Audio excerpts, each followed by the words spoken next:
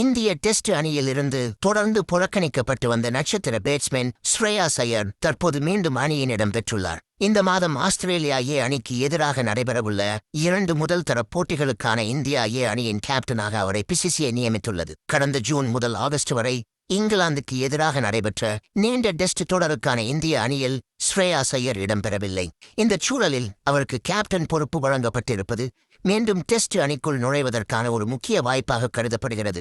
30 வயதான ஸ்ரேயாஸ் ஐயர் கடைசியாக 2024ஆம் ஆண்டில் இங்கிலாந்துக்கு எதிரான உள்நாட்டுத் தொடரில்தான் இந்திய டெஸ்ட் அணியில் இடம் பிடித்திருந்தார். அதன் பிறகு தொடர்ச்சியாக 4 டெஸ்ட் தொடர்களில் அவர் புறக்கணிக்கப்பட்டார். இந்த தொடரின் 2 போட்டிகளும் லக்னோவில் உள்ள ஏகானா ஸ்டேடியத்தில் நடைபெறவுள்ளன. ஆஸ்திரேலியா ஏ அணிக்கு எதிரான முதல் போட்டிக்கான இந்தியா ஏ அணி என்னவென்று பார்த்தால், ஸ்ரேயாஸ் ஐயர் கேப்டனாக இருக்கும் அணியில் அபிமன்யு ஈஸ்வரன், ஜெகதீசன், சாய் சுதர்சன், ட்ரூவ் ஜூரல் துணை கேப்டனாகவும், தேவ்தத் படிக்கல், ஹர்ஷ் துபே, ஆயுஷ் பதோனி, நிதிஷ்குமார் ரெட்டி, தனுஷ் கோட்டியான், பிரசித் கிருஷ்ணா, குர்னூர் பிரார், கலீல் அகமது, மானவ் சுதர், யாஷ் தாக்கூர், KL ராகுல், முகமது சிராஜ் 2வது போட்டியில் இணைவார்கள் என்று தெரிவிக்கப்பட்டுள்ளது.